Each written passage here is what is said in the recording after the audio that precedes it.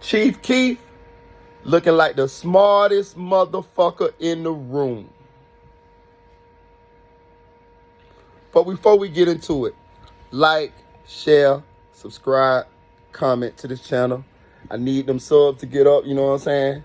Fuck with your boy, man. Y'all know I be bringing real shit. When I talk to y'all, y'all can't say that I don't be saying some real shit. I be looking at the likes and dislikes. I got way more likes than dislikes. That means that y'all fucking with what I'm saying. But at the same time, I'm saying what needs to be said, and I'm bringing it to you in a real way, and I'm bringing it to you in an unbiased way. If I'm gonna be biased before when I make a video, I'm gonna let you know I'm gonna be biased. I'm gonna let you know I fuck with such. So I'm gonna see shit a certain kind of way. As of yet, I ain't gave now one of the videos. I gave all my videos on real shit that really happened, and I gave it to you in a real perspective, and I also gave it to you as an unbiased perspective. A lot of these bloggers y'all be listening to, they be leading y'all. They be leading the subs. You know what I'm saying? They be like giving it to you like, oh, you got to agree with them and this and that. You ain't got to motherfucking agree with me. You feel me? This is for conversation. I don't get it twisted. Don't come talking no crazy ass shit because I ain't gonna respond back to you. I ain't gonna even fuck with you. But if you got a real perspective, a real intelligent perspective, one that I may have not thought about, or maybe that you may want to get across, and it may be a reality, because a lot of times we don't know all the shit that happened. We wasn't fucking there. We just really having a conversation. This is basically barbershop talk, beauty shop talk. This is cooler talk. This is all shit that we say that we want to say to each other, that we say amongst each other, amongst our friends, or shit that we think in our mind, and we wish that we had somewhere to discuss these opinions. That's what this is on these people's lives. You feel what I'm saying?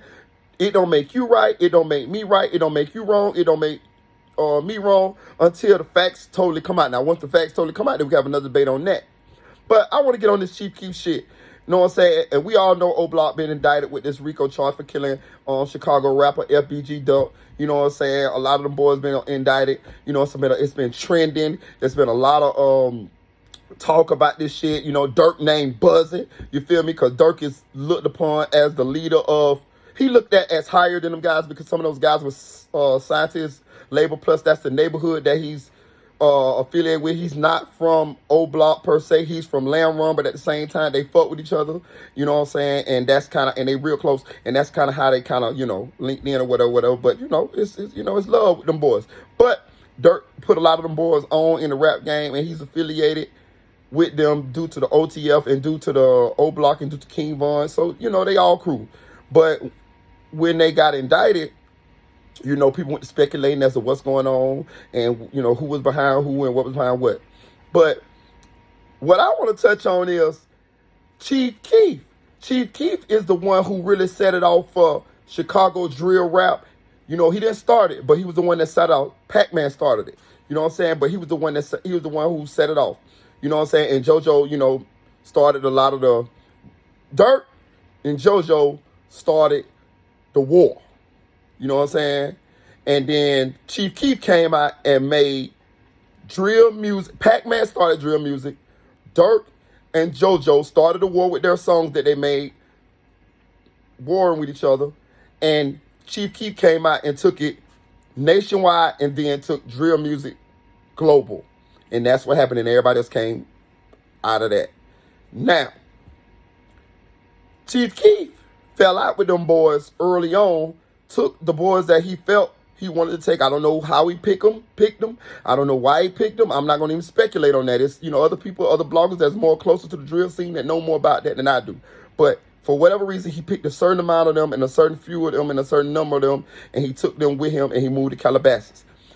It was rumored that Boss Top from O Block took Chief Keef chain, if I'm not mistaken. And Chief Keef never fucked with them like that, never no more. Then King Von rose to prominence, and it gave O Block a mascot. And they rolled behind Von because Von was the real deal on all accounts, and he was that. And Von didn't. He He looked at Sosa, Chief Keef, as a big dog in the rap game who had put the city on, but he also looked at Chief Keef.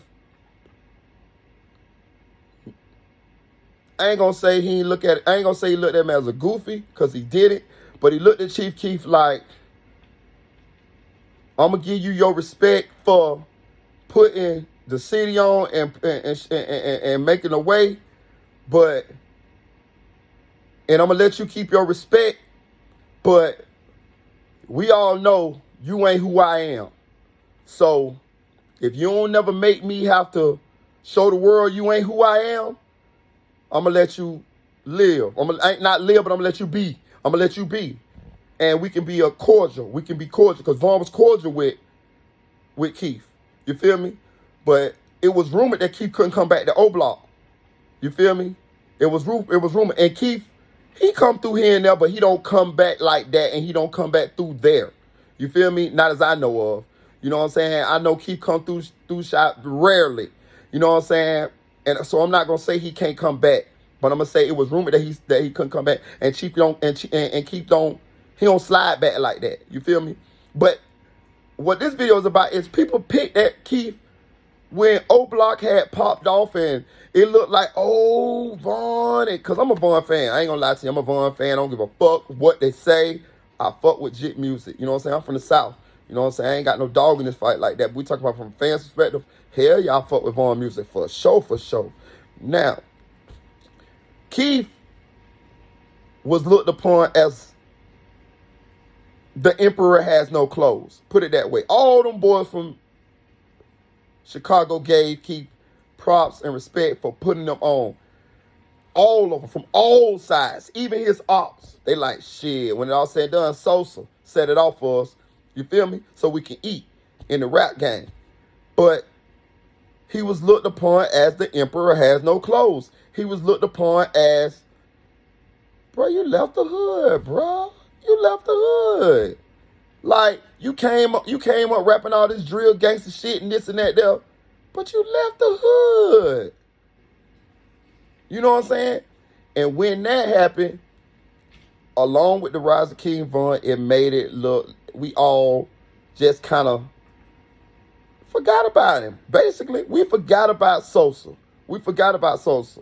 You know what I'm saying? The only reminder of Sosa was that Vaughn and Dirk and Doug and Pappy and, you know, all these drill rappers was doing their thing. Every time we saw a drill rapper do his thing, we had to, in the back of our mind, remember, damn, Keef started all of this shit in the industry wise, in the mainstream wise. Chief Keef started all this. So we remembered that vaguely. All of us did. But, you know, and Keef wasn't dropping like that either. So since that happened, we was like, you know, well, we just gonna, you know, we wanted the drill music. And along with the authenticity of what they were doing and what they were rapping about, simultaneously their lives were being chronicled on Twitter, YouTube. We were seeing that they really was doing what they was doing. They was really dying. They was really killing people, and it was like a movie. The whole shit. It's still like a movie. Look, they got indicted for killing FBG Duck, a known famous rapper on the Gold Coast. King Von got killed in front of us by Lil Tim, allegedly, in a public beef with Young Boy and all them. This is a movie. This shit is going down in front of our eyes. They're celebrities with a bunch of money, and they shooting it out in the middle of the streets. This shit is must-see TV if you're looking at it from entertainment perspective. I wish they wouldn't do it, but fuck it. We're going to consume it if that's what they're going to do. If they wouldn't do this, then we wouldn't even be on this. We would be talking about their music and how many hits they got. But they want to do this shit, so this is what we going to report on because, hey, it's must-see TV, and they really doing it. So, back to Keef.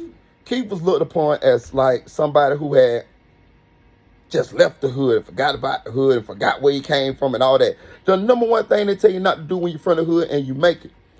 But with this old block indictment coming down for killing FBG Duck, Chief Keef looking like the smartest guy in the room. He looking light years ahead of the smarter them dudes. Man, them dudes Them dudes hated LBG Duck so much today, in destroying him, they destroyed themselves. Wow. And Keef was looked upon as somebody who forgot about, who left where he came from, as somebody who turned his back on the hood. But he was smart. He saw what was going on. He saw what they was doing. He saw that he didn't want to live like that no more. You know what I'm saying? And I'm going to tell you another thing. Them boys that's in that cell right now, I bet you they thinking the same damn thing. They thinking, damn, I wish I ain't do this. Damn, I don't want to live like this no more. Watch. Let me tell you something. Take it from somebody who's older.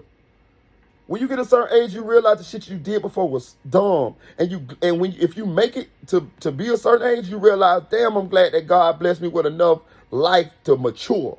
And them boys, a lot of them boys ain't got a chance to mature. They think they mature, and I understand they grew up into that shit. I get it. It's part of PSD and part of where they grew up from. But at the same time, I promise you, if they would have lived long enough, or would have been free long enough, or would have made them mistakes long enough to achieve some sort of success in life, or some sort of longevity, or have children, or have something that they build that they want to be here for, maybe a business, maybe a career, they would have realized, man, I can't be jeopardizing all this, my life for this. They would have realized that.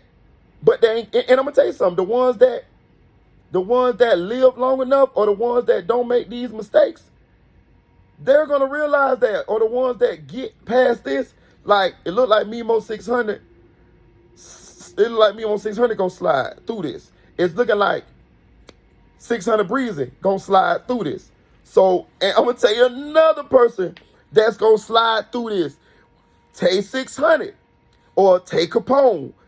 My boy, I like Tay. Listen, let me tell you something. I like Tay 600. I'm gonna call you Tay 600, Tay. Fuck that. I know you do it for LA Capone, rest in heaven, LA Capone, but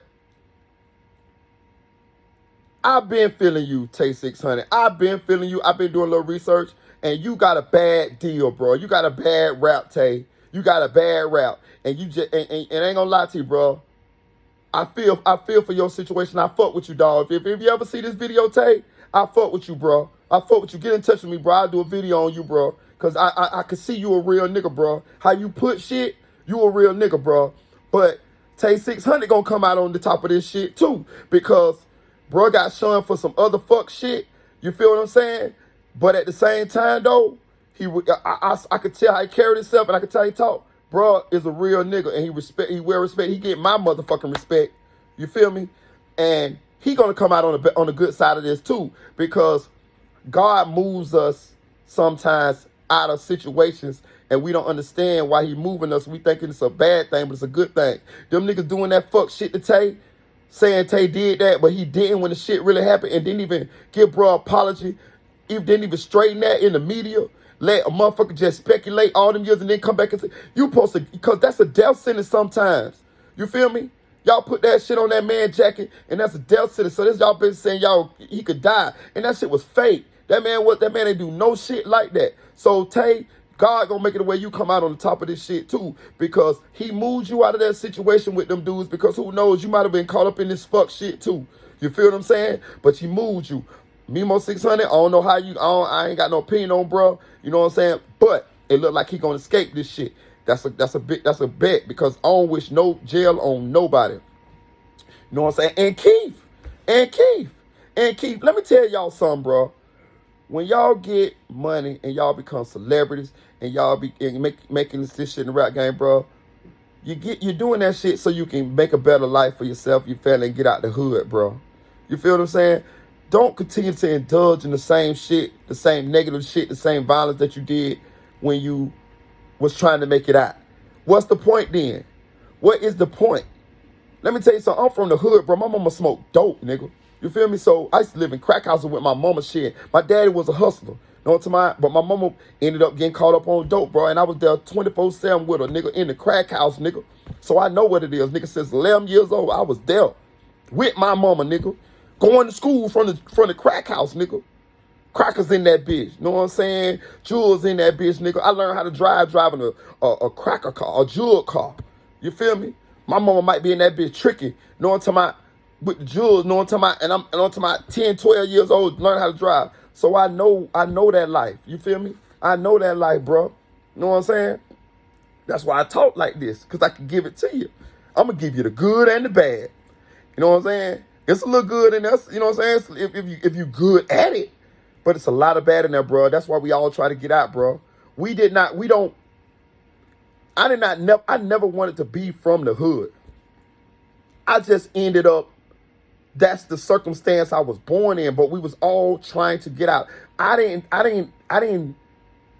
We wasn't in the hood because it was popular. That's what, no. We was poor and because that's the circumstance.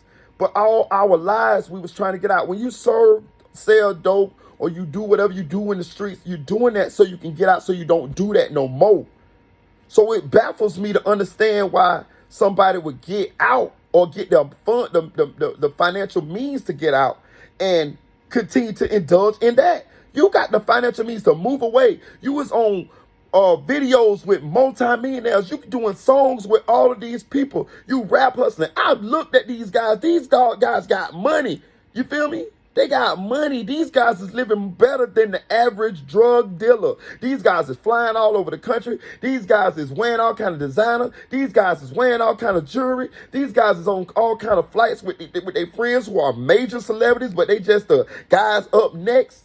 So explain to me why you indulging in doing a murder in a car that's registered to yourself, but at the same in a public beef with a known famous rapper, and y'all gonna kill him on the Gold Coast.